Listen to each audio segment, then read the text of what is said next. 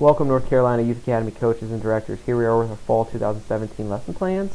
We're in week 6.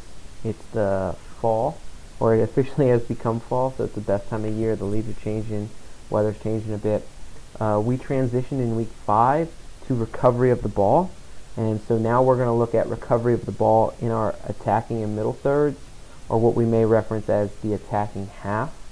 So we built back to front offensively in possession, and now we're going to transition to defense or recover possession in the attacking half near the goal we want to score on.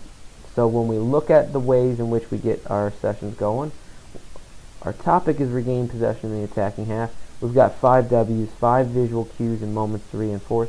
We're going to do that in a game. We're going to get them started, playing early, have the equipment set up, have the space defined for the players, and then have them make a game as they arrive.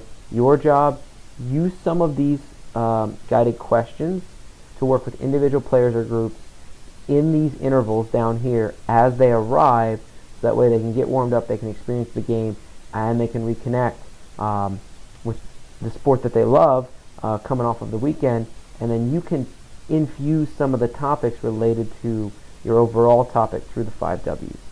So when we look at the practice portion of our session, again, we're focusing on the defending half or the attacking half of the field. So we've narrowed the space that we're playing in. This looks very similar to scoring central chances in the attacking half, or chances from central areas.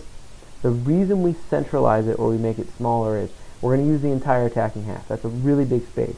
Let's define triggers. Let's define moments in a smaller space, so that way as we build through the session, our visual cues will slowly increase so that we can understand the behaviors we want to use throughout the session.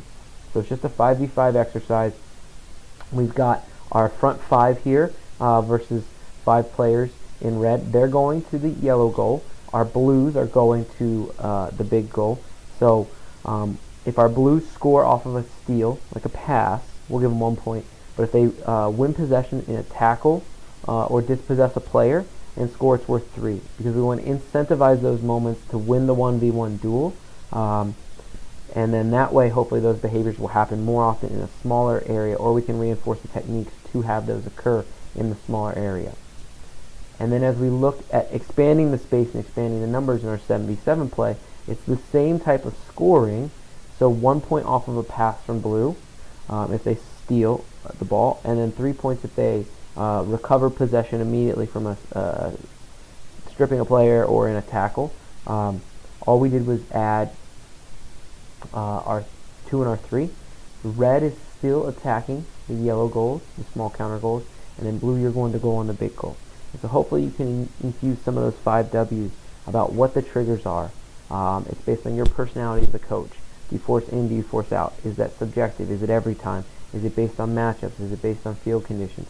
Those are the things that you're going to have to weave in through the 5 W's, so that you can teach everything else from front to back, our 9 all the way into our 2 and 3, so they know their roles and responsibilities. Denying pressure, space, applying pressure, denying space, denying penetration, staying compact, balancing out the play. And so we'll ultimately test that in our 9v9 match, provide them with a shape, provide them with roles and responsibilities through their formation, and then reinforce all the coaching points above. Hopefully that helps. Thanks. Bye.